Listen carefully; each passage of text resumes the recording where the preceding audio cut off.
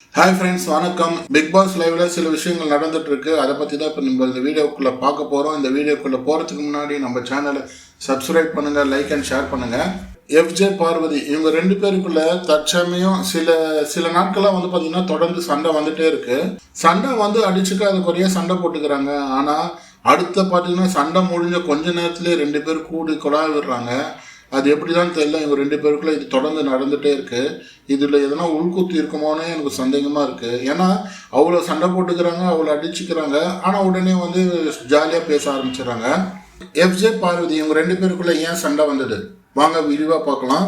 FJ court ஹாஸ்கிட்ட என்ன சொல்லிடுறாங்கக்கா, ஏன் பார்வதி நீ வந்து வக்கீல் ஃபேமிலின்னு சொல்கிற, இந்த டெக்கரம்லாம் கொஞ்சம் மெயின்டைன் பண்ண மாட்டியா அப்படின்ற மாதிரி பார்வதி கிட்ட எஃப்ஜே கேட்குறாப்புல. லிவிங் ஏரியாவில் எல்லாம் உட்காந்துட்டு இருப்பாங்க. அப்போ விக்கல்ஸ் விக்ரம் எஃப்ஜே கிட்ட ஏன்பா பார்வதி பற்றி எதனா தப்பாக சொன்னியப்பா அப்படின்ற மாதிரி கேள்வி கேட்பாரு. நான்லாம் அந்த மாதிரி எதுவும் சொல்லியே அப்படின்ற மாதிரி எஃப்ஜே சொல்லவே, விக்கல்ஸ் விக்ரம் பார்வதியை கூப்பிட்டு ஏமா அவங்களாம் எதுவுமே சொல்லலையாமா, என்னம்மா சொன்னார் அப்படின்னு கேட்கும்போது அவங்க இந்த மாதிரி சொன்னான் அப்படின்னு சொல்லும்போது, இதெல்லாம் பெரிய இதெல்லாம் வந்து உன்னை ஃபேமிலி பற்றிலாம் எதுவுமே தப்பாக சொல்லலையுமா அப்படின்னும் போது, இது எனக்கு அஃபண்ட் ஆச்சு, எனக்கு கஷ்டமாயிடுச்சு அப்படின்னு சொல்லி பிளேட்டை மாற்றிடுவாங்க.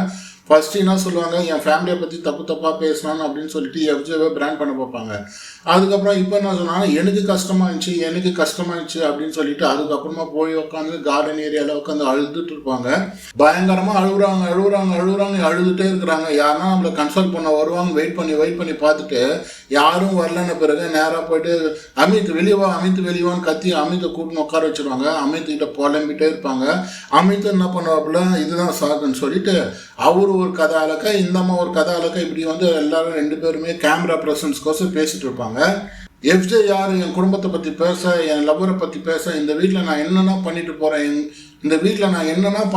என்னை பற்றி அவங்க எதுக்கு பேசணும், ஏன் பேசணும் அப்படின்னு சொல்லிட்டு பார்வதி வந்து காய்ச்சி மூச்சுன்னு கத்தின்னு இருப்பாங்க. இந்த வீட்டில் நடக்கிற விஷயங்கள்லாம் வந்து யார் வேணாலும் என்ன வேணாலும் கேட்கலாம். இதை பற்றி நீ பேசக்கூடாதுன்னு சொல்லவே முடியாது. நீ பேசக்கூடாதுன்னு சொன்னீங்கன்னா தான் அவங்க வந்து மேலும் அதை பற்றி பேசுவாங்க. என்னை பற்றி இந்த வீட்டில் எதுவும் பேசக்கூடாதுன்னு சொல்கிறதுக்கு இந்த வீட்டில் இருக்கிறவங்களுக்கு யாருக்குமே அதிகாரம் கிடையாது. மற்றவங்கள பற்றி பேசி இருந்தால் தான் பிக் பாஸே வந்து பார்த்திங்கன்னா அடுத்த கட்ட நகருக்கு போகும். எஃப்ஜே திட்டிகிட்டே இருக்காங்க பார்வதி.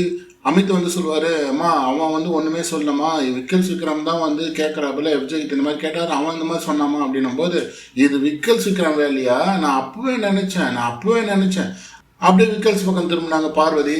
இப்படியே போயிட்டு இருக்காங்க பார்வதி. ஒருத்தர் மேலே கேமரா முன்னாடி கம்ப்ளைண்ட் பண்ணிக்கின்னு புறம் பேசிக்கின்னு இப்படியே காலத்தை ஓட்டிடலாமா நினைக்கிறாங்களான்னு தெரியல. அதுக்கடுத்து கானா வினோத் வேறு வந்து உட்காராரு. இதெல்லாம் வந்து பார்த்தீங்கன்னா விக்கல்ஸ் விக்ரம் பண்ணுற வேலை. கானா வினோத் அங்கே ஒரு உக்கு வைப்பார். அவன் வந்து நல்லதுக்கு பண்ணானான்னு தெரியல, இல்லை அவன் வந்து வேணுமுன்னே பண்ணானான்னு தெரியல அப்படின்ற மாதிரி ஒரு உக்கு வைப்பார். கானா வினோத் இப்போ சமீப காலமாக விக்கல்ஸ் விக்ரம் எது பண்ணாலுமே பின்னாடி வந்து ஏதோ அவரை பற்றி தப்பாக பேசிட்டு இருக்காப்புல. இன்னும் சில நாளில் வந்து கானா வினோத் விக்கல்ஸ் விக்ரம் டார்கெட் பண்ணுறாரான்னு அப்படின்னு கன்ஃபார்மாக தெரிஞ்சிடும்.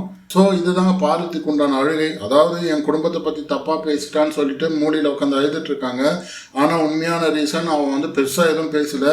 ஏமா உன் குடும்பம் லாயர் குடும்பன்ற, ஏமா இப்படி கத்துற, ஏமா இப்படி பேசுகிற அப்படின்ற மாதிரி தான் கேள்வி கேட்டுருக்காப்புல. சாதாரணமாக எடுத்துக்கலாம், இல்லை இதை நான் பெரிய இஷ்யூ ஆக்கலாம். இப்படி நம்ம எது வேணாலும் எந்த கோணத்தில் வேணாலும் எடுத்துக்கலாம். இவ்வளோ பிரச்சனை ஆயிடுச்சுங்க.